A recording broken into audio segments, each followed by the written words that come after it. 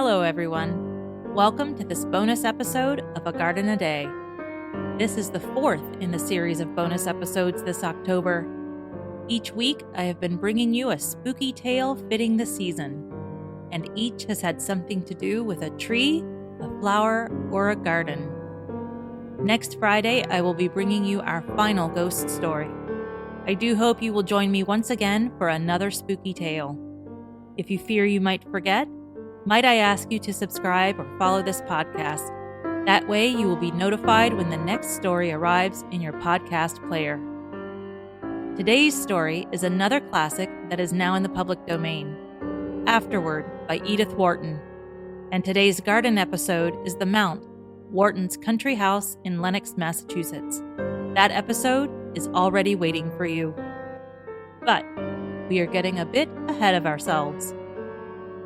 Afterward was first published in 1910 in the Century magazine. By that time, Wharton was already a well-established writer. She had published her first work at age 15 in 1877 under a pseudonym, as writing wasn't thought appropriate at the time for a woman of society. She went on to write, though she didn't publish her first novel until she was 40. She is known today for her novels The House of Mirth, The Custom of the Country, and The Age of Innocence, which won the Pulitzer Prize, and her novella, Ethan Frome. Altogether, she published 15 novels, 7 novellas, 85 short stories, as well as poetry, books on garden design, decorating, travel, and an autobiography. Today's story, Afterward, was compiled into The Ghost Stories of Edith Wharton, published in 1973. If you would like to pick up your own copy, might I ask that you buy it from Bookshop? I've included a link in the notes. And now it's time for the story. Let's begin.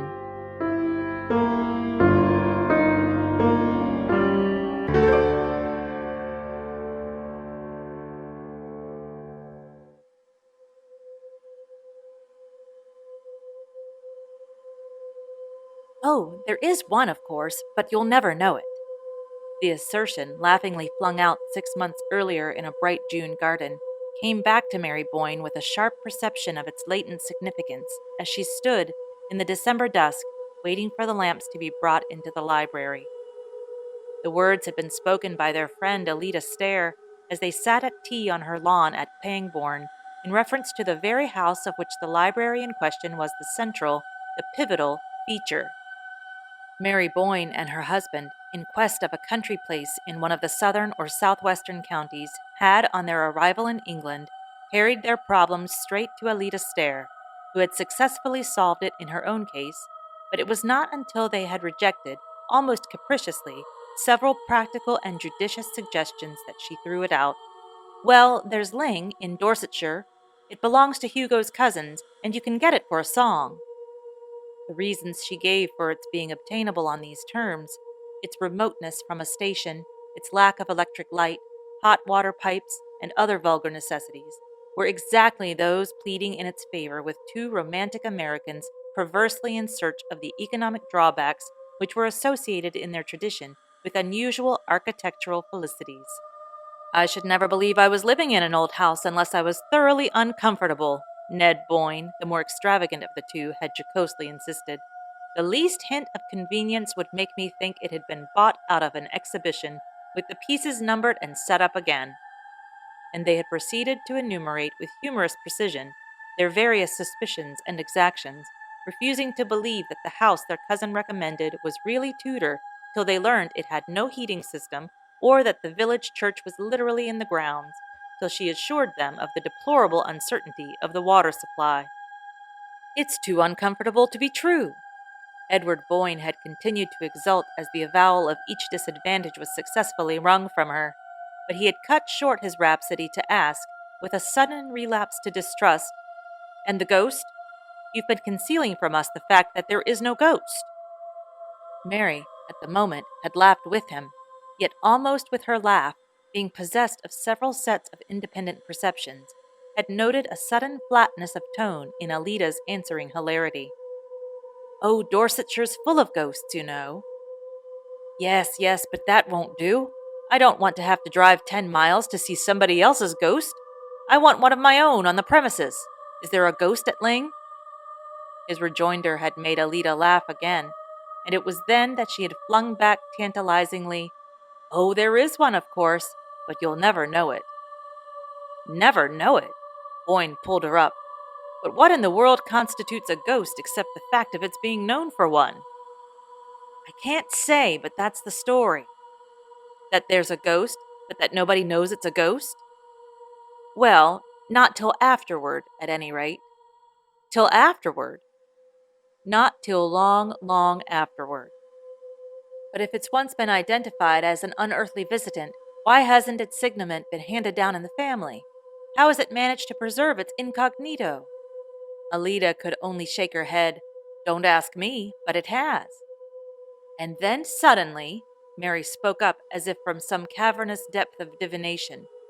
Suddenly, long afterward, one says to oneself, "That was it?" She was oddly startled at the sepulchral sound with which her question fell on the banter of the other two, and she saw the shadow of the same surprise flit across Alida's clear pupils. "I suppose so. One just has to wait." "Oh, hang waiting," Ned broke in. "Life's too short for a ghost who can only be enjoyed in retrospect. Can't we do better than that, Mary?" But it turned out that in the event they were not destined to, for within 3 months of their conversation with Mrs. Stair, they were established at Ling, and the life they had yearned for to the point of planning it out in all its daily details had actually begun for them. It was to sit in the thick December dusk by just such a wide-hooded fireplace, under just such black oak rafters, with the sense that beyond the mullioned panes the downs were darkening to a deeper solitude. It was for the ultimate indulgence in such sensations that Mary Boyne had endured for nearly 14 years the soul-deadening ugliness of the Middle West, and that Boyne had ground on doggedly at his engineering till, with a suddenness that still made her blink. The prodigious windfall of the Blue Star Mine had put them at a stroke in possession of life and the leisure to taste it. They had never for a moment meant their new state to be one of idleness, but they meant to give themselves only to harmonious activities. She had her vision of painting and gardening against a background of gray walls. He dreamed of the production of his long-planned book on the economic basis of culture. And with such absorbing work ahead, no existence could be too sequestered. They could not get far enough from the world, or plunge deep enough into the past. Dorsetshire had attracted them from the first by a semblance of remoteness out of all proportion to its geographical position.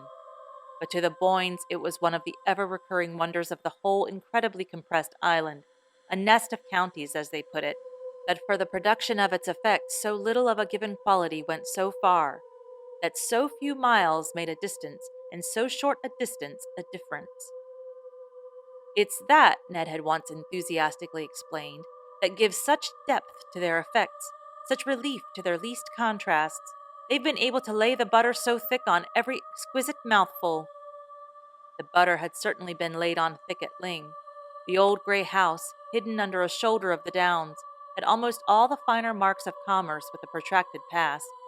The mere fact that it was neither large nor exceptional made it, to the Boynes, abound the more richly in its special sense, the sense of having been for centuries a deep, dim reservoir of life. The life had probably not been of the most vivid order. For long periods, no doubt, it had fallen as noiselessly into the past as the quiet drizzle of autumn fell, hour after hour, into the green fish pond between the yews. But these backwaters of existence sometimes breed, in their sluggish depths, strange acuities of emotion, and Mary Boyne had felt from the first the occasional brush of an intenser memory. The feeling had never been stronger than on the December afternoon, when, waiting in the library for the belated lamps, she rose from her seat and stood among the shadows of the hearth. Her husband had gone off after luncheon for one of his long tramps on the downs. She had noticed of late that he preferred to be unaccompanied on these occasions, and in the tried security of their personal relations had been driven to conclude that his book was bothering him, and that he needed the afternoons to turn over in solitude the problems left from the morning's work. Certainly the book was not going as smoothly as she had imagined it would, and the lines of perplexity between his eyes had never been there in his engineering days. Then he had often looked fagged to the verge of illness, but the native demon of worry had never branded his brow. Yet the few pages he had so far read to her, the introduction and a synopsis of the opening chapter, gave evidences of a firm possession of his subject and a deepening confidence in his powers. The fact threw her into deeper perplexity, since, now that he had done with business and its disturbing contingencies, the one other possible element of anxiety was eliminated. Unless it were his health, then. But physically he had gained since they had come to Dorsetshire, grown robuster, ruddier, and fresher-eyed. It was only within a week that she had felt in him the undefinable change that made her restless in his absence, and as tongue-tied in his presence as though it were she who had a secret to keep from him. The thought that there was a secret somewhere between them struck her with a sudden smart rap of wonder, and she looked about her down the dim, long room. "Can it be the house?" she mused. The room itself might have been full of secrets. They seemed to be piling themselves up as evening fell, like the layers and layers of velvet shadow dropping from the low ceiling, the dusky walls of books, the smoke-blurred sculpture of the hooded hearth. "Why, of course! The house is haunted!" she reflected. The ghost, Alita's imperceptible ghost, after figuring largely in the banter of their first month or two at Ling, had been gradually discarded as too ineffectual for imaginative use. Mary had indeed, as became the tenant of a haunted house, made the customary inquiries among her few rural neighbors, but, beyond a vague, "They do say so, ma'am," the villagers had nothing to impart. The elusive specter had apparently never had sufficient identity for a legend to crystallize about it, and after a time the Boynes had laughingly set the matter down to their profit and loss account, agreeing that Ling was one of the few houses good enough in itself to dispense with supernatural enhancements. "And I suppose, poor ineffectual demon, that's why it beats its beautiful wings in vain in the void," Mary had laughingly concluded. "Or rather," Ned answered in the same strain, "why, amid so much that's ghostly, it can never affirm its separate existence as the ghost." And thereupon their invisible housemate had finally dropped out of their references, which were numerous enough to make them promptly unaware of the loss. Now, as she stood on the hearth, the subject of their earlier curiosity revived in her with a new sense of its meaning, a sense gradually acquired through close daily contact with the scene of the lurking mystery. It was the house itself, of course, that possessed the ghost-seeing faculty, that communed visually but secretly with its own past. And if one could only get into close enough communion with the house, one might surprise its secret and acquire the ghost sight on one's own account. Perhaps, in his long solitary hours in this very room, where she never trespassed till the afternoon, her husband had acquired it already, and was silently carrying the dread weight of whatever it had revealed to him. Mary was too well versed in the code of the spectral world not to know that one could not talk about the ghosts one saw. To do so was almost as great a breach of good breeding as to name a lady in a club. But this explanation did not really satisfy her. What, after all, except for the fun of the frisson, she reflected, would he really care for any of their old ghosts? And thence she was thrown back once more on the fundamental dilemma, the fact that one's greater or less susceptibility to spectral influences had no particular bearing on the case, since, when one did see a ghost at Ling, one did not know it. Not till long afterward, Alita Stair had said. Well, supposing Ned had seen one when they first came, and had known only within the last week what had happened to him. More and more under the spell of the hour, she threw back her searching thoughts to the early days of their tenancy, but at first only to recall a gay confusion of unpacking, settling, arranging of books, and calling to each other from remote corners of the house as treasure after treasure of their habitation revealed itself to them. It was in this particular connection that she presently recalled a certain soft afternoon of the previous October, when, passing from the first rapturous flurry of exploration to a detailed inspection of the old house, she had pressed like a novel heroine a panel that opened at her touch on a narrow flight of stairs leading to an unsuspected flat ledge of the roof which, from below, seemed to slope away on all sides too abruptly for any but practiced feet to scale. The view from this hidden coin was enchanting, and she had flown down to snatch Ned from his papers and give him the freedom of her discovery. She remembered still how, standing on the narrow ledge, he had passed his arm about her while their gaze flew to the long, tossed horizon line of the downs, and then dropped contentedly back to trace the arabesque of yew hedges about the fish pond and the shadow of the cedar on the lawn. And now the other way, he had said, gently turning her about within his arm, and closely pressed to him she had absorbed like some long, satisfying draught, the picture of the gray-walled court, the squat lions on the gates, and the lime avenue reaching up to the high road under the downs. It was just then, while they gazed and held each other, that she had felt his arm relax, and heard a sharp "Hello!" that made her turn to glance at him. Distinctly, yes, she now recalled she had seen, as she glanced, a shadow of anxiety, of perplexity rather, fall across his face, and following his eyes had held the figure of a man in loose, grayish clothes, as it appeared to her, who was sauntering down the lime avenue to the court with the tentative gait of a stranger seeking his way. Her short-sighted eyes had given her but a blurred impression of slightness and grayness, with something foreign, or at least unlocal, in the cut of the figure or its garb. But her husband had apparently seen more, seen enough to make him push past her with a sharp "Wait!" and dash down the twisting stairs without pausing to give her a hand for the descent. A slight tendency to dizziness obliged her, after a provisional clutch at the chimney against which they had been leaning, to follow him down more cautiously. And when she had reached the attic landing, she paused again for a less definite reason, leaning over the oak banister to strain her eyes through the silence of the brown, sun-flecked depths below. She lingered there till, somewhere in those depths, she heard the closing of a door. Then, mechanically impelled, she went down the shallow flights of steps till she reached the lower hall. The front door stood open on the mild sunlight of the court, and hall and court were empty. The library door was open, too, and after listening in vain for any sound of voices within, she quickly crossed the threshold and found her husband alone, vaguely fingering the papers on his desk. He looked up, as if surprised at her precipitate entrance, but the shadow of anxiety had passed from his face, leaving it even, as she fancied, a little brighter and clearer than usual. "What was it? Who was it?" she asked. "Who?" he repeated, with the surprise still all on his side. "The man we saw coming toward the house." He seemed honestly to reflect. "The man? Why, I thought I saw Peters. I dashed after him to say a word about the stable drains, but he had disappeared before I could get down." "Disappeared? Why, he seemed to be walking so slowly when we saw him." Boyne shrugged his shoulders. "So I thought, but he must have got up steam in the interval.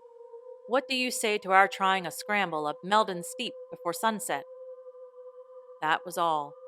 At the time, the occurrence had been less than nothing, had, indeed, been immediately obliterated by the magic of their first vision from Meldon Steep, a height which they had dreamed of climbing ever since they had first seen its bare spine heaving itself above the low roof of Ling.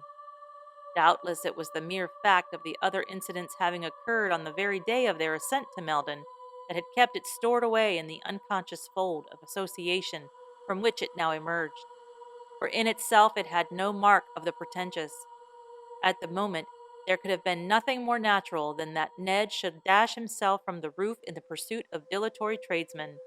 It was the period when they were always on the watch for one or the other of the specialists employed about the place, always lying in wait for them and dashing out at them with questions, reproach, or reminders. And certainly, in the distance, the gray figure had looked like Peters. Yet now, as she reviewed the rapid scene, she felt her husband's explanation of it to have been invalidated by the look of anxiety on his face. Why had the familiar appearance of Peters made him anxious? Why, above all, if it was of such prime necessity to confer with that authority on the subject of the stable drains, had the failure to find him produced such a look of relief? Mary could not say that any one of these considerations had occurred to her at the time, yet from the promptness with which they now marshaled themselves at her summons, she had a sudden sense that they must all along have been there, waiting their hour. Weary with her thoughts, she moved toward the window. The library was now completely dark, and she was surprised to see how much faint light the outer world still held. As she peered out into it across the court, a figure shaped itself in the tapering perspective of bare lines. It looked a mere blot of deeper gray in the grayness, and for an instant, as it moved toward her, her heart thumped to the thought, "It's the ghost!"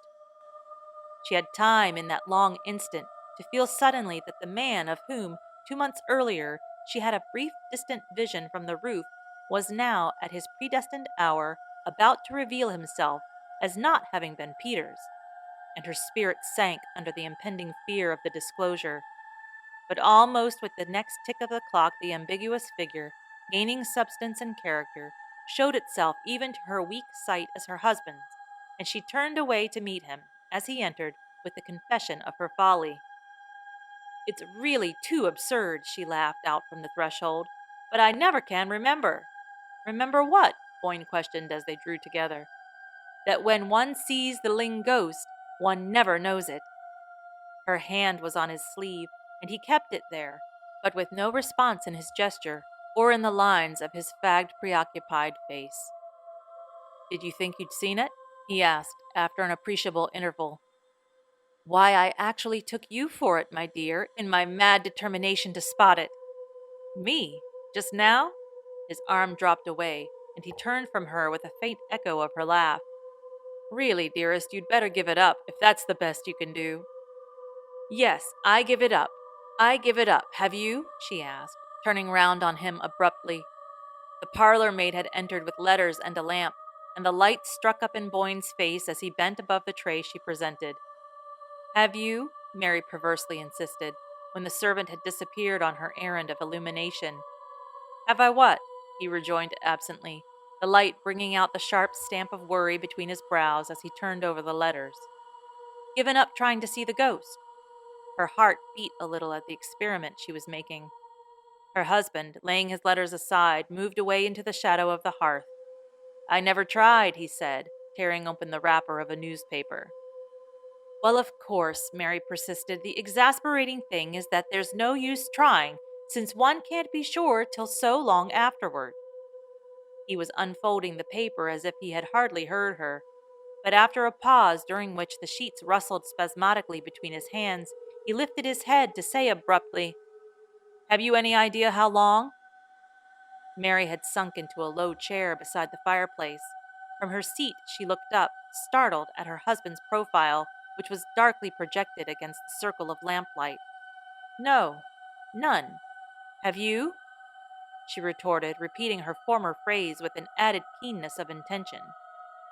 Boyne crumpled the paper into a bunch and then inconsequently turned back with it toward the lamp. "Lord, no, I only meant," he explained with a faint tinge of impatience. "Is there any legend, any tradition as to that?" "Not that I know of," she answered, but the impulse to add, "What makes you ask?" was checked by the reappearance of the parlor maid with tea and a second lamp. With the dispersal of shadows and the repetition of the daily domestic office, Mary Boyne felt herself less oppressed by that sense of something mutely imminent which had darkened her solitary afternoon. For a few moments she gave herself silently to the details of her task, and when she looked up from it she was struck to the point of bewilderment by the change in her husband's face. He had seated himself near the farther lamp and was absorbed in the perusal of his letters. But was it something he had found in them, or merely the shifting of her own point of view, that had restored his features to their normal aspect? The longer she looked, the more definitely the change affirmed itself. The lines of painful tension had vanished, and such traces of fatigue as lingered were of the kind easily attributable to steady mental effort. He glanced up as if drawn by her gaze, and met her eyes with a smile. "I'm dying for my tea, you know, and here's a letter for you," he said.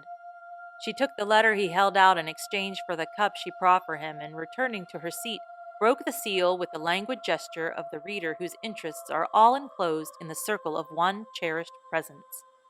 Her next conscious motion was that of starting to her feet, the letter falling to them as she rose, while she held out to her husband a long newspaper clipping. "Ned, what's this? What does it mean?" He had risen at the same instant, almost as if hearing her cry before she uttered it, and for a perceptible space of time he and she studied each other, like adversaries watching for an advantage, across the space between her chair and his desk. "What's what? You fairly made me jump," Boyne said at length, moving toward her with a sudden, half-exasperated laugh. A shadow of apprehension was on his face again, not now a look of fixed foreboding, but a shifting vigilance of lips and eyes that gave her the sense of his feeling himself invisibly surrounded. Her hand shook so that she could hardly give him the clipping. "This article from the Waukesha Sentinel, that a man named Elwell has brought suit against you, that there was something wrong about the Blue Star Mine. I can't understand more than half." They continued to face each other as she spoke, and to her astonishment she saw that her words had the almost immediate effect of dissipating the strained watchfulness of his look. "Oh, that." He glanced down the printed slip, and then folded it with the gesture of one who handles something harmless and familiar. "What's the matter with you this afternoon, Mary? I thought you'd got bad news." She stood before him with her undefinable terror subsiding slowly under the reassuring touch of his composure. "You knew about this, then? It's all right?" "Certainly I knew about it, and it's all right. But what is it? I don't understand. What does this man accuse you of?" "Oh, pretty nearly every crime in the calendar." Boyne had tossed the clipping down and thrown himself comfortably into an armchair near the fire. "Do you want to hear the story? It's not particularly interesting, just a squabble over interests in the Blue Star." "But who is this Elwell? I don't know his name." "Oh, he's a fellow I put into it. Gave him a hand up. I told you all about him at the time." "I dare say I must have forgotten." Vainly she strained back among her memories. "But if you helped him, why does he make his return?" "Oh, probably some shyster lawyer got hold of him and talked him over. It's all rather technical and complicated. I thought that kind of thing bored you." His wife felt a sting of compunction. Theoretically, she deprecated the American wife's detachment from her husband's professional interests, but in practice she had always found it difficult to fix her attention on Boyne's report of the transactions in which his varied interests involved him. Besides, she had felt from the first, in a community where the amenities of living could be obtained only at the cost of efforts as arduous as her husband's professional labors, such brief leisure as they could command should be used as an escape from immediate preoccupations, a flight to the life they always dreamed of living. Once or twice, now that this new life had actually drawn its magic circle about them, she had asked herself if she had done right, but hitherto such conjectures had been no more than the retrospective excursions of an active fancy. Now, for the first time, it startled her a little to find how little she knew of the material foundation on which her happiness was built. She glanced again at her husband and was reassured by the composure of his face, yet she felt the need of more definite grounds for her reassurance. "But doesn't this suit worry you? Why have you never spoken to me about it?" He answered both questions at once.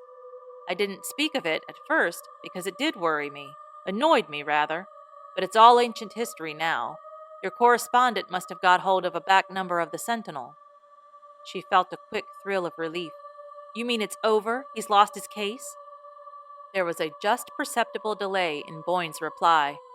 "The suit's been withdrawn, that's all."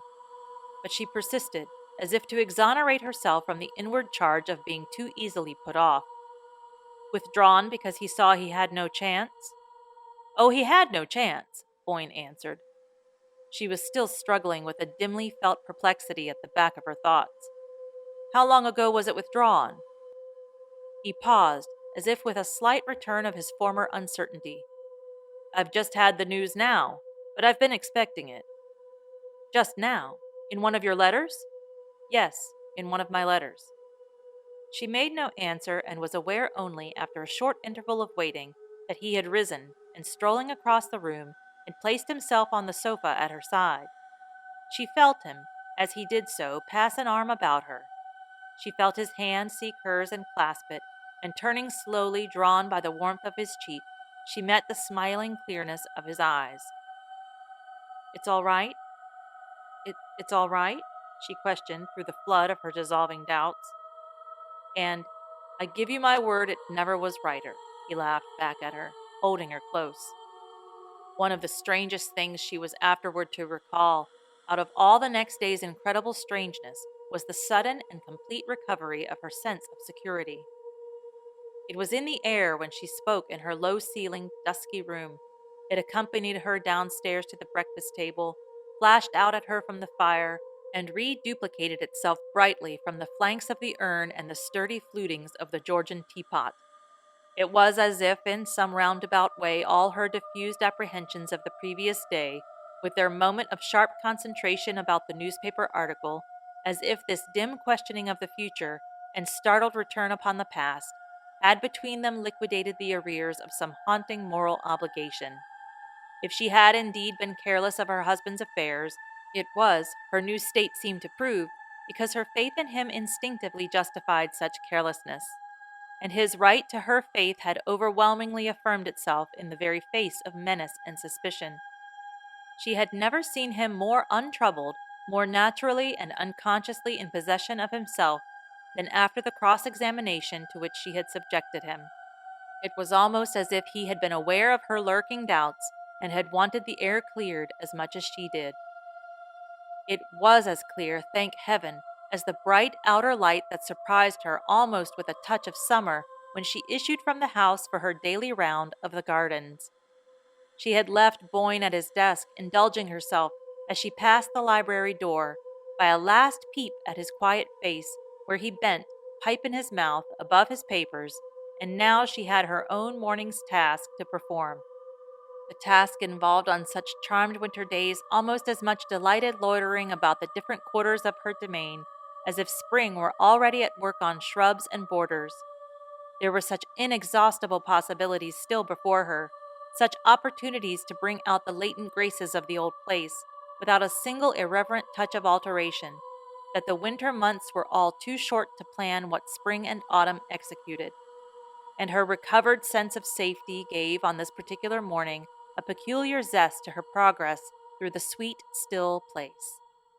She went first to the kitchen garden, where the espalier pear trees drew complicated patterns on the walls, and pigeons were fluttering and preening about the silvery slated roof of their cote.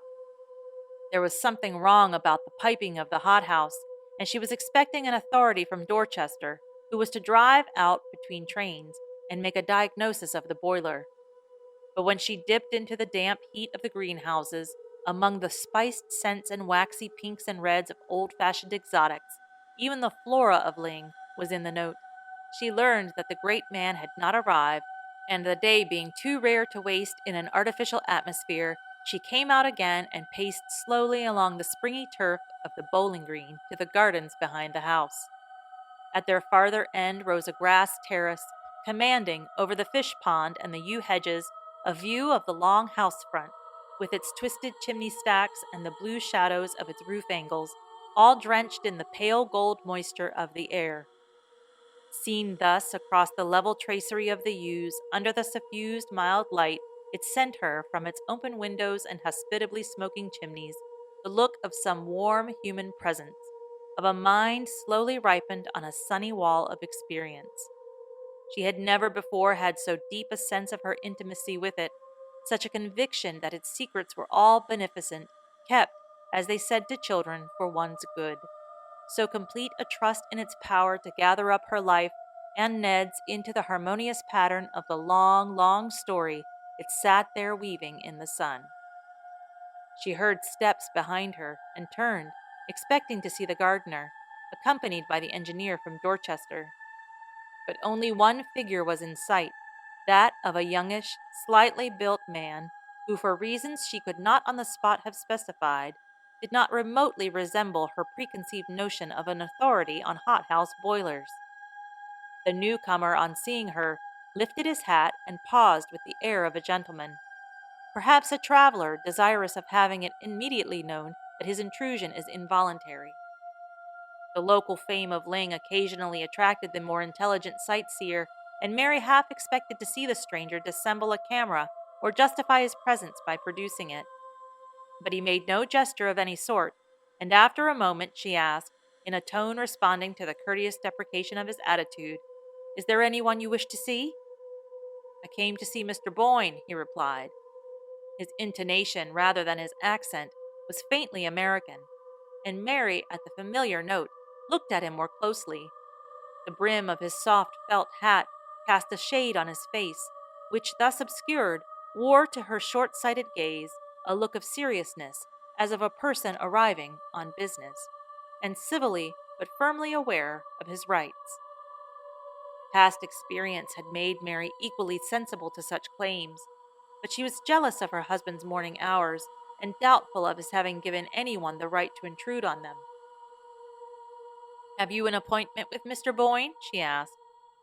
He hesitated, as if unprepared for the question. "Not exactly an appointment," he replied. "Then I'm afraid, this being his working time, that he can't receive you now. Will you give me a message or come back later?" The visitor, again lifting his hat, briefly replied that he would come back later, and walked away, as if to regain the front of the house. As his figure receded down the walk between the yew hedges, Mary saw him pause and look up an instant at the peaceful house front, bathed in faint winter sunshine. And it struck her, with a tardy touch of compunction, that it would have been more humane to ask if he had come from a distance, and to offer in that case to inquire if her husband could receive him. But as the thought occurred to her, he passed out of sight behind a pyramidal yew, and at the same moment her attention was distracted by the approach of the gardener, attended by the bearded, pepper-and-salt figure of the boiler-maker from Dorchester. The encounter with this authority led to such far-reaching issues that they resulted in his finding it expedient to ignore his train, and beguiled Mary into spending the remainder of the morning in absorbed confabulation among the greenhouses. She was startled to find, when the colloquy ended, that it was nearly luncheon time, and she half expected, as she hurried back to the house, to see her husband coming out to meet her. But she found no one in the court but an under-gardener raking the gravel, and the hall, when she entered it, was so silent that she guessed Boyne to be still at work behind the closed door of the library. Not wishing to disturb him, she turned into the drawing-room, and there at her writing table lost herself in renewed calculations of the outlay to which the morning's conference had committed her. The knowledge that she could permit herself such follies had not yet lost its novelty, and somehow, in contrast to the vague apprehensions of the previous days, it now seemed an element of her recovered security, of the sense that, as Ned had said, things in general had never been righter. She was still luxuriating in a lavish play of figures when the parlor-maid from the threshold roused her with a dubiously worded inquiry as to the expediency of serving luncheon. It was one of their jokes that Trimble announced luncheon as if she were divulging a state secret, and Mary, intent upon her papers, merely murmured an absent-minded assent. She left Trimble wavering expressively on the threshold as if in rebuke of such offhand acquiescence. Then her retreating steps sounded down the passage, and Mary, pushing away her papers, crossed the hall and went to the library door. It was still closed, and she wavered in her turn, disliking to disturb her husband, yet anxious that he should not exceed his normal measure of work. As she stood there balancing her impulses, the esoteric Trimble returned with the announcement of luncheon, and Mary, thus impelled, opened the door and went into the library. Boyne was not at his desk, and she peered about her, expecting to discover him at the bookshelves, somewhere down the length of the room. But her call brought no response, and gradually it became clear to her that he was not in the library.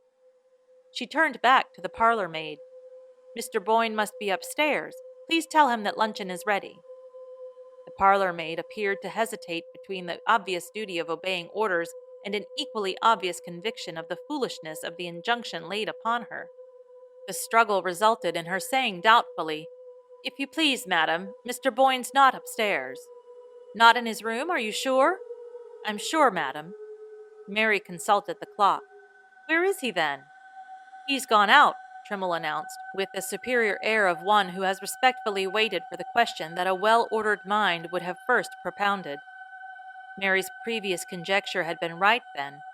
Boyne must have gone to the gardens to meet her, and since she had missed him, it was clear that he had taken the shorter way by the south door, instead of going round to the court. She crossed the hall to the glass portal, opening directly on the yew garden. But the parlor-maid, after another moment of inner conflict, decided to bring out recklessly, "Please, madam, Mr. Boyne didn't go that way." Mary turned back. "Where did he go?" And when? He went out of the front door, up the drive, madam. It was a matter of principle with Trimmel never to answer more than one question at a time. Up the drive? At this hour? Mary went to the door herself and glanced across the court through the long tunnel of bare limes. But its perspective was as empty as when she had scanned it on entering the house. Did Mr. Boyne leave no message? She asked. Trimmel seemed to surrender herself to a last struggle with the forces of chaos. No, madam. He just went out with the gentleman. The gentleman? What gentleman? Mary wheeled about as if to front this new factor. The gentleman who called, madam, said Trimmel resignedly. When did a gentleman call? Do explain yourself, Trimmel. Only the fact that Mary was very hungry and that she wanted to consult her husband about the greenhouses would have caused her to lay so unusual an injunction on her attendant. And even now she was detached enough to note in Trimmel's eye the dawning defiance of the respectful subordinate who has been pressed too hard. I couldn't exactly say the hour, madam, because I didn't let the gentleman in, she replied, with the air of magnanimously ignoring the irregularity of her mistress's course. You didn't let him in? No, madam. When the bell rang, I was dressing, and Agnes— Go and ask Agnes, then, Mary interjected. Trimmel still wore her look of patient magnanimity. Agnes would not know, madam, for she had unfortunately burnt her hand in trying the wick of the new lamp from town. Trimmel, as Mary was aware, had always been opposed to the new lamp. And so Mrs. Dockett sent the kitchen maid instead. Mary looked again at the clock. It's after 2. Go and ask the kitchen maid if Mr. Boyne left any word. She went into luncheon without waiting, and Trimmel presently brought her there the kitchen maid's statement that the gentleman had called about 1 o'clock, that Mr. Boyne had gone out with him without leaving any message. The kitchen maid did not even know the caller's name, for he had written it on a slip of paper, which he had folded and handed to her, with the injunction to deliver it at once to Mr. Boyne. Mary finished her luncheon, still wondering, and when it was over and Trimmel had brought the coffee to the drawing-room, her wonder had deepened to a first faint tinge of disquietude. It was unlike Boyne to absent himself without explanation at so unwonted an hour, and the difficulty of identifying the visitor whose summons he had apparently obeyed made his disappearance the more unaccountable. Mary Boyne's experience as the wife of a busy engineer, subject to sudden calls and compelled to keep irregular hours, had trained her to the philosophic acceptance of surprises. But since Boyne's withdrawal from business, he had adopted a Benedictine regularity of life. As if to make up for the dispersed and agitated years, with their stand-up lunches and dinners rattled down to the joltings of the dining car, he cultivated the last refinements of punctuality and monotony, discouraging his wife's fancy for the unexpected, and declaring that to a delicate taste there were infinite gradations of pleasure in the fixed recurrences of habit. Still, since no life can completely defend itself from the unforeseen, it was evident that all Boyne's precautions would sooner or later prove unavailable, and Mary concluded that he had cut short a tiresome visit by walking with his caller to the station, or at least accompanying him for part of the way. This conclusion relieved her from farther preoccupation, and she went out herself to take up her conference with the gardener.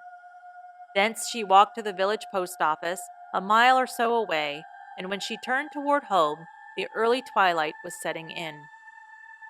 She had taken a footpath across the downs, and as Boyne meanwhile had probably returned from the station by the high road, there was little likelihood of their meeting on the way.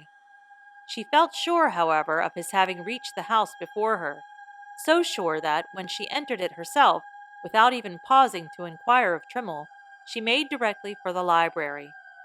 But the library was still empty, and with an unwonted precision of visual memory she immediately observed that the papers on her husband's desk lay precisely as they had lain when she had gone in to call him to luncheon.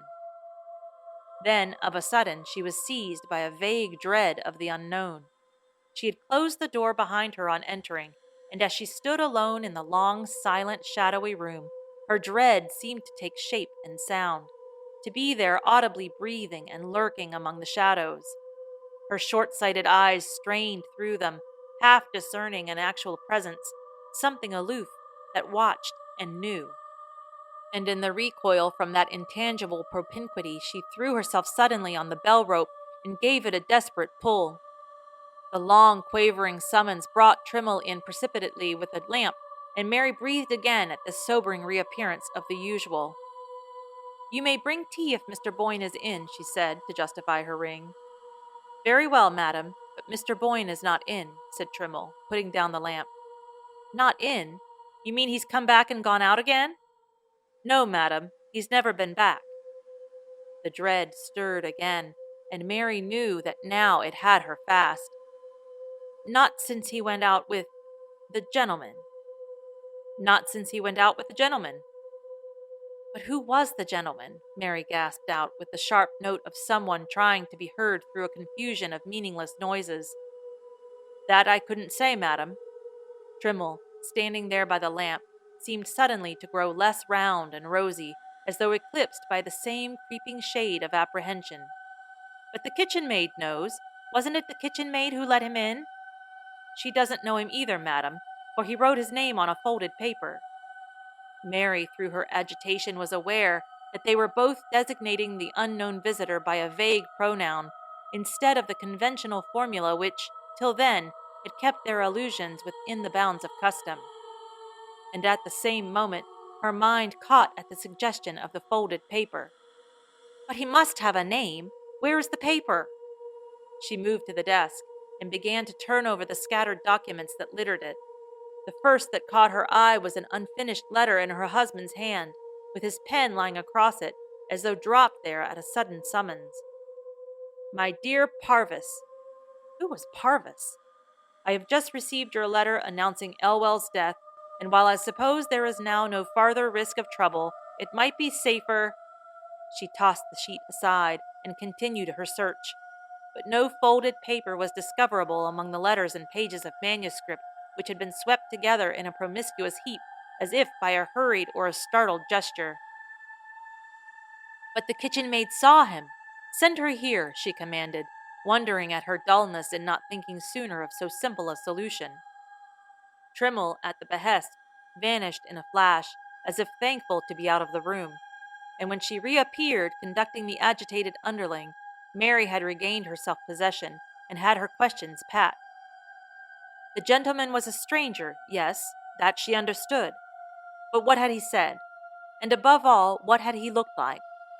The first question was easily enough answered, for the disconcerting reason that he had said so little, had merely asked for Mr. Boyne, and scribbling something on a bit of paper, had requested that it should at once be carried in to him. "Then you don't know what he wrote? You're not sure it was his name?"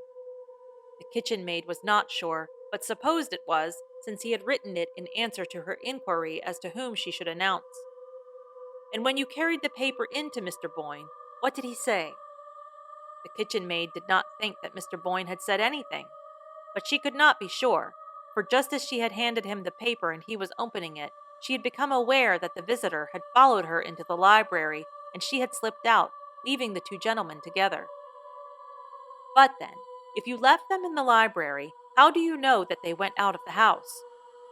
This question plunged the witness into momentary inarticulateness, from which she was rescued by Trimmel, who, by means of ingenious circumlocutions, elicited the statement that before she could cross the hall to the back passage, she had heard the gentleman behind her and had seen them go out of the front door together. "Then, if you saw the gentleman twice, you must be able to tell me what he looked like." But with this final challenge to her powers of expression, it became clear that the limit of the kitchen maid's endurance had been reached. The obligation of going to the front door to show in a visitor was in itself so subversive of the fundamental order of things that it had thrown her faculties into hopeless disarray, and she could only stammer out, after various panting efforts of evocation, "His hat, mum, was different like, as you might say." "Different? How different?" Mary flashed out at her own mind in the same instant, leaping back to an image left on it that morning, but temporarily lost under layers of subsequent impressions. "His hat had a wide brim, you mean? And his face was pale? A youngish face?" Mary pressed her with a white-lipped intensity of interrogation, but if the kitchen maid found any adequate answer to this challenge, it was swept away for her listener down the rushing current of her own convictions. The stranger! The stranger in the garden! Why had Mary not thought of him before? She needed no one now to tell her that it was he who had called for her husband and gone away with him. But who was he, and why had Boyne obeyed his call? It leaped out at her suddenly like a grin out of the dark, that they had often called England so little, such a confoundedly hard place to get lost in. A confoundedly hard place to get lost in, that had been her husband's phrase. And now, with the whole machinery of official investigation sweeping its flashlights from shore to shore and across the dividing straits, now with Boyne's name blazing from the walls of every town and village, his portrait, how that wrung her, hawked up and down the country like the image of a hunted criminal. Now the little compact populous island, so policed, surveyed, and administered, revealed itself as a sphinx-like guardian of abysmal mysteries, staring back into his wife's anguished eyes as if with the malicious joy of knowing something they would never know. In the fortnight since Boyne's disappearance, there had been no word of him, no trace of his movements. Even the usual misleading reports that raise expectancy in tortured bosoms had been few and fleeting. No one but the bewildered kitchen maid had seen him leave the house, and no one else had seen the gentleman who had accompanied him. All inquiries in the neighborhood failed to elicit the memory of a stranger's presence that day in the neighborhood of Ling, and no one had met Edward Boyne, either alone or in company, in any of the neighboring villages, or on the road across the downs, or at either of the local railway stations. The sunny English noon had swallowed him as completely as if he had gone out into Cimmerian night. Mary, while every external means of investigation was working at its highest pressure, had ransacked her husband's papers for any trace of antecedent complications, of entanglements or obligations unknown to her that might throw a faint ray into the darkness. But if any such had existed in the background of Boyne's life, they had disappeared as completely as the slip of paper on which the visitor had written his name. There remained no possible thread of guidance except, if it were indeed an exception, the letter which Boyne had apparently been in the act of writing when he received his mysterious summons. That letter, read and reread by his wife and submitted by her to the police, yielded little enough for conjecture to feed on. I have just heard of Elwell's death, and while I suppose there is now no farther risk of trouble, it might be safer. That was all. The risk of trouble was easily explained by the newspaper clipping which had apprised Mary of the suit brought against her husband by one of his associates in the Blue Star enterprise. The only new information conveyed in the letter was the fact of its showing Boyne, when he wrote it, to be still apprehensive of the results of the suit, though he had assured his wife that it had been withdrawn, and though the letter itself declared that the plaintiff was dead. It took several weeks of exhaustive cabling to fix the identity of the Parvis to whom the fragmentary communication was addressed, but even after these inquiries had shown him to be a Waukesha lawyer, no new facts concerning the Elwell suit were elicited. He appeared to have had no direct concern in it, but to have been conversant with the facts merely as an acquaintance and possible intermediary, and he declared himself unable to divine with what object Boyne intended to see his assistance. This negative information, sole fruit of the first fortnight's feverish search, was not increased by a jot during the slow weeks that followed. Mary knew that the investigations were still being carried on, but she had a vague sense of their gradually slackening, as the actual march of time seemed to slacken. It was as though the days, flying horror-struck from the shrouded image of the one inscrutable day, gained assurance as the distance lengthened, till at last they fell back into their normal gait. And so with the human imaginations at work on the dark event. No doubt it occupied them still, but week by week and hour by hour it grew less absorbing, took up less space, was slowly but inevitably crowded out of the foreground of consciousness by the new problems perpetually bubbling up from the vaporous cauldron of human existence. Even Mary Boyne's consciousness gradually felt the same lowering of velocity. It still swayed with the incessant oscillations of conjecture, but they were slower, more rhythmical in their beat. There were moments of overwhelming lassitude, when, like the victim of some poison which leaves the brain clear, but holds the body motionless, she saw herself domesticated with the horror, accepting its perpetual presence as one of the fixed conditions of life. These moments lengthened into hours and days till she passed into a phase of stolid acquiescence. She watched the familiar routine of life with the incurious eye of a savage on whom the meaningless processes of civilization make but the faintest impression. She had come to regard herself as part of the routine, a spoke of the wheel, revolving with its motion. She felt almost like the furniture of the room in which she sat, an insensate object to be dusted and pushed about with the chairs and tables. And this deepening apathy held her fast at Ling, in spite of the urgent entreaties of friends and the usual medical recommendations of change. Her friends supposed that her refusal to move was inspired by the belief that her husband would one day return to the spot from which he had vanished, and a beautiful legend grew up about this imaginary state of waiting. But in reality, she had no such belief. The depths of anguish enclosing her were no longer lighted by flashes of hope. She was sure that Boyne would never come back, that he had gone out of her sight as completely as if death itself had waited that day on the threshold. She had even renounced, one by one, the various theories as to his disappearance which had been advanced by the press, the police, and her own agonized imagination. In sheer lassitude, her mind turned from these alternatives of horror and sank back into the blank fact that he was gone. No, she would never know what had become of him. No one would ever know. But the house knew. The library in which she spent her long, lonely evenings knew. For it was here that the last scene had been enacted, here that the stranger had come, and spoken the word which had caused Boyne to rise and follow him.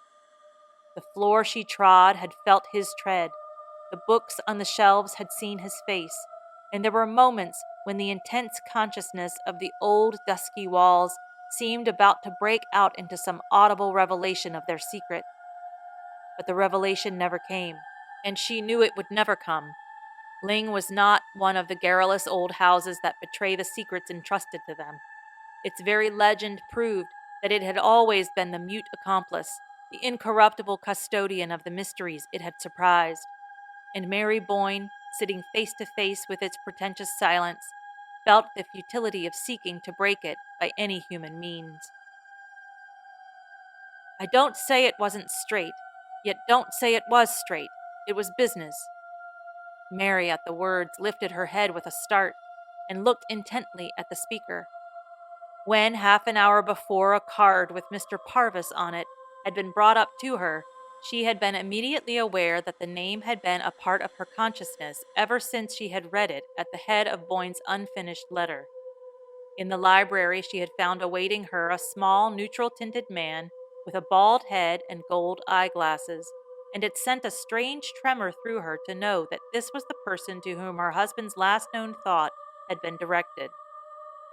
Parvis, civilly, but without vain preamble, in the manner of a man who has his watch in his hand, had set forth the object of his visit. He had run over to England on business, and finding himself in the neighborhood of Dorchester, had not wished to leave it without paying his respects to Mrs. Boyne, without asking her, if the occasion offered, what she meant to do about Bob Elwell's family. The words touched the spring of some obscure dread in Mary's bosom. Did her visitor, after all, know what Boyne had meant by his unfinished phrase?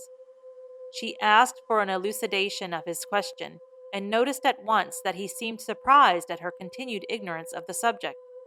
Was it possible that she really knew as little as she said? "I know nothing. You must tell me," she faltered out, and her visitor thereupon proceeded to unfold his story. It threw, even to her confused perceptions and imperfectly initiated vision, a lurid glare on the whole hazy episode of the Blue Star Mine. Her husband had made his money in that brilliant speculation at the cost of getting ahead of some one less alert to seize the chance. The victim of his ingenuity was young Robert Elwell, who had put him on to the Blue Star scheme. Parvis, at Mary's first startled cry, had thrown her a sobering glance through his impartial glasses. Bob Elwell wasn't smart enough, that's all. If he had been, he might have been turned round and served Boyne the same way. It's the kind of thing that happens every day in business. I guess it's what the scientists call the survival of the fittest, said Mr. Parvis, evidently pleased with the aptness of his analogy. Mary felt a physical shrinking from the next question she tried to frame. It was as though the words on her lips had a taste that nauseated her. "But then, you accuse my husband of doing something dishonorable." Mr. Parvis surveyed the question dispassionately. "Oh, no, I don't. I don't even say it wasn't straight." He glanced up and down the long lines of books, as if one of them might have supplied him with the definition he sought. "I don't say it wasn't straight, and yet I don't say it was straight. It was business." After all, no definition in his category could be more comprehensive than that. Mary sat staring at him with a look of terror. He seemed to her like the indifferent, implacable emissary of some dark, formless power. "But Mr. Elwell's lawyers apparently did not take your view, since I suppose the suit was withdrawn by their advice." "Oh, yes, they knew he hadn't a leg to stand on, technically. It was when they advised him to withdraw the suit that he got desperate. You see, he'd borrowed most of the money he lost in the Blue Star, and he was up a tree. That's why he shot himself when they told him he had no show." The horror was sweeping over Mary in great, deafening waves. He shot himself? He killed himself because of that? "Well, he didn't kill himself exactly. He dragged on 2 months before he died." Parvis admitted the statement as unemotionally as a gramophone grinding out its record. "You mean that he tried to kill himself and failed, and tried again?" "Oh, he didn't have to try again," said Parvis grimly. They sat opposite each other in silence, he swinging his eyeglass thoughtfully about his finger, she motionless, her arms stretched along her knees in an attitude of rigid tension. "But if you knew all this," she began at length, hardly able to force her voice above a whisper, "how is it that when I wrote to you, at the time of my husband's disappearance, you said you didn't understand his letter?" Parvis received this without perceptible discomfiture. "Why, I didn't understand it, strictly speaking, and it wasn't the time to talk about it if I had. The Elwell business was settled when the suit was withdrawn. Nothing I could have told you would have helped you find your husband." Mary continued to scrutinize him. "Then why are you telling me now?" Still, Parvis did not hesitate. "Well, to begin with, I supposed you knew more than you appear to. I mean about the circumstances of Elwell's death. And then people are talking of it now. The whole matter's been raked up again, and I thought if you didn't know, you ought to." She remained silent, and he continued. "You see, it's only come out lately what a bad state Elwell's affairs were in. His wife's a proud woman, and she fought on as long as she could, going out to work and taking sewing at home, when she got too sick, something with the heart, I believe. But she had his bedridden mother to look after and the children, and she broke down under it and finally had to ask for help. That attracted attention to the case, and the papers took it up, and a subscription was started. Everybody out there liked Bob Elwell, and most of the prominent names in the place are down on the list, and people began to wonder why." Parvis broke off to fumble in an inner pocket. "Here," he continued, "here's an account of the whole thing from the Sentinel. A little sensational, of course, but I guess you'd better look it over." He held out a newspaper to Mary, who unfolded it slowly, remembering as she did so the evening when in that same room the perusal of a clipping from the Sentinel had first shaken the depths of her security. As she opened the paper, her eyes shrinking from the glaring headlines, "Widow of Boyne's Victim Forced to Appeal for Aid," ran down the column of text to 2 portraits inserted in it. The first was her husband's, taken from a photograph made the year they had come to England. It was the picture of him that she liked best, the one that stood on the writing table upstairs in her bedroom. As the eyes in the photograph met hers, she felt it would be impossible to read what was said of him, and closed her lids with the sharpness of the pain. "I thought if you felt disposed to put your name down," she heard Parvis continue. She opened her eyes with an effort, and they fell on the other portrait. It was that of a youngish man, slightly built, in rough clothes, with features somewhat blurred by the shadow of a projecting hat brim. Where had she seen that outline before? She stared at it confusedly, her heart hammering in her throat and ears. Then she gave a cry. "This is the man who came for my husband. She heard Parvis start to his feet and was dimly aware that she had slipped backward into the corner of the sofa and that he was bending above her in alarm. With an intense effort, she straightened herself and reached out for the paper which she had dropped. "It's the man! I should know him anywhere!" she cried in a voice that sounded in her own ears like a scream. Parvis's voice seemed to come to her from far off, down endless fog-muffled windings. "Mrs. Boyne, you're not very well. Shall I call somebody? Shall I get a glass of water?" "No, no, no!" She threw herself toward him, her hand frantically clenching the newspaper. "I tell you it's the man! I know him! He spoke to me in the garden!" Parvis took the journal from her, directing his glasses to the portrait. "It can't be Mrs. Boyne. It's Robert Elwell." Robert Elwell! Her white stare seemed to travel into space. Then it was Robert Elwell who came for him. Came for Boyne? The day he went away? Parvis's voice dropped as hers rose. He bent over, laying a fraternal hand on her, as if to coax her gently back into her seat. "Why, Elwell was dead, don't you remember?" Mary sat with her eyes fixed on the picture, unconscious of what he was saying. "Don't you remember Boyne's unfinished letter to me, the one you found on his desk that day? It was written just after he'd heard of Elwell's death." She noticed an odd shake in Parvis's unemotional voice. "Surely you remember that," he urged her. Yes, she remembered. That was the profoundest horror of it. Elwell had died the day before her husband's disappearance, and this was Elwell's portrait, and it was the portrait of the man who had spoken to her in the garden. She lifted her head and looked slowly about the library. The library could have borne witness that it was also the portrait of the man who had come in that day to call Boyne from his unfinished letter. Through the misty surgings of her brain, she heard the faint boom of half-forgotten words, words spoken by Alida Stair on the lawn at Pangbourne before Boyne and his wife had ever seen the house at Ling, or had imagined that they might one day live there. "This was the man who spoke to me," she repeated. She looked again at Parvis. He was trying to conceal his disturbance under what he imagined to be an expression of indulgent commiseration, but the edges of his lips were blue. "He thinks me mad, but I'm not mad," she reflected, and suddenly there flashed upon her a way of justifying her strange affirmation.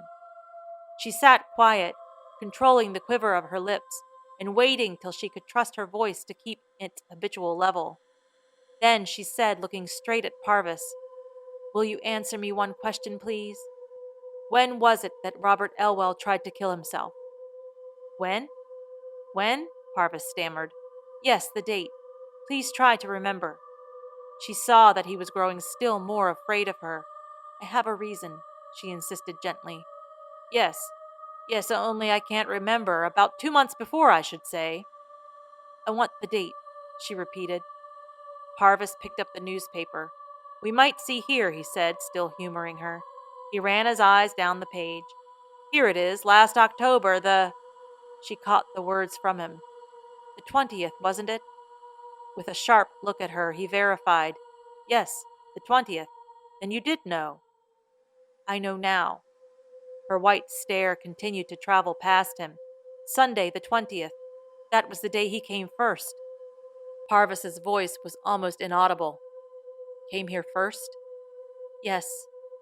"You saw him twice, then?" "Yes, twice."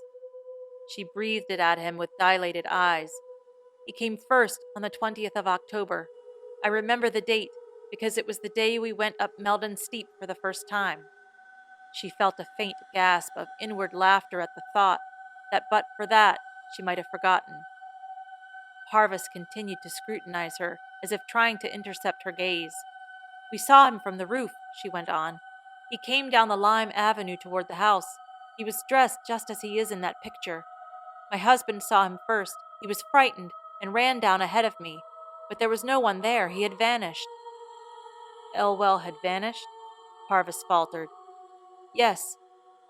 Their two whispers seemed to grope for each other. "I couldn't think what had happened. I see now. He tried to come then, but he wasn't dead enough. He couldn't reach us. He had to wait for 2 months, and then he came back again, and Ned went with him." She nodded at Parvis with the look of triumph of a child who has successfully worked out a difficult puzzle. But suddenly she lifted her hands with a desperate gesture, pressing them to her bursting temples. "Oh my God, I sent him to Ned. I told him where to go. I sent him to this room," she screamed out.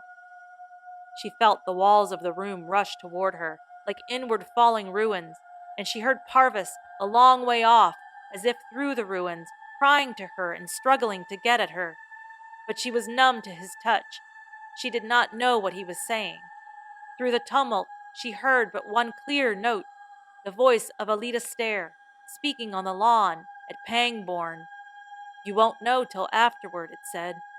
"You won't know till long, long afterward."